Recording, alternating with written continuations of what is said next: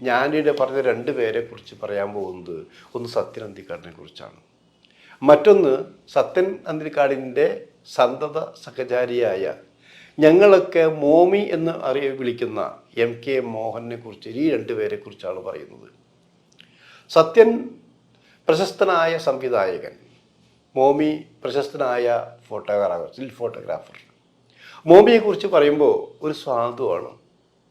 ഗാന്ധിജിയേക്കാൾ താഴ്ന്ന രീതിയിൽ ജീവിതം കൊണ്ടുപോകുന്ന ഒരാൾ, ആരെയും ദ്രോഹിക്കാത്ത ഒരാൾ, ചിരിക്ക് പോലും വളരെ കുറച്ച് ഔചിത്യം കൊടുക്കുന്ന ഒരാൾ, ആരെയും ചതിക്കാത്ത.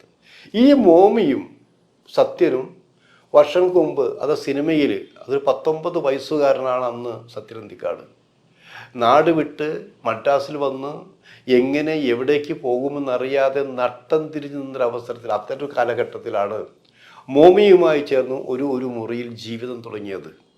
ആ ജീവിതത്തിന് ഒരു സുഖമുണ്ടായിരുന്നു. രണ്ടുപേരും പരസ്പരം സ്നേഹിച്ചു, വിശ്വസിച്ചു. സത്യൻ രക്ഷപ്പെട്ടപ്പോൾ സത്യൻ്റെ എല്ലാ സിനിമകളിലും സ്റ്റിൽ ഫോട്ടോഗ്രാഫർ മോമിയായിരുന്നു. മോമി ഇല്ലാതെ ഒരു കാര്യം സത്യന് ആലോചിക്കാനുണ്ടായിരുന്നില്ല. കാരണം ഈ മോമി ഒരു എല്ലാവർക്കും പ്രിയപ്പെട്ടവരാണ്. എന്നാൽ മോമിയെ വിളിച്ച് എല്ലാ സിനിമയും വിളിച്ചാലും മോമി എല്ലാ സിനിമയിലും സ്റ്റില്ലെടുക്കാൻ പോകില്ല.